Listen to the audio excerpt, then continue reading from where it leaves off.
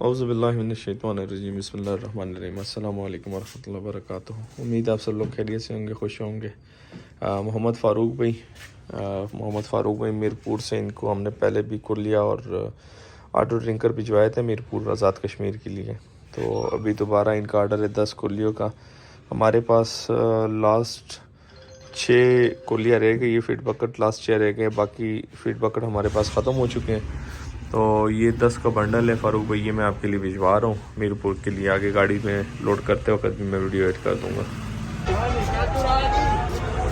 जी फ़ारूक भाई, ये जी ड्राइवर का नंबर है और 3611 गाड़ी का नंबर है।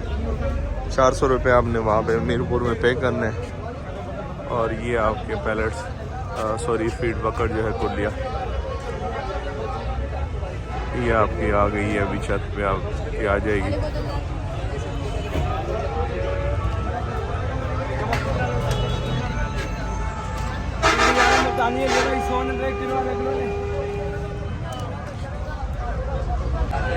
ये जी आपकी कुलिया आ गई है, ठीक हो गया।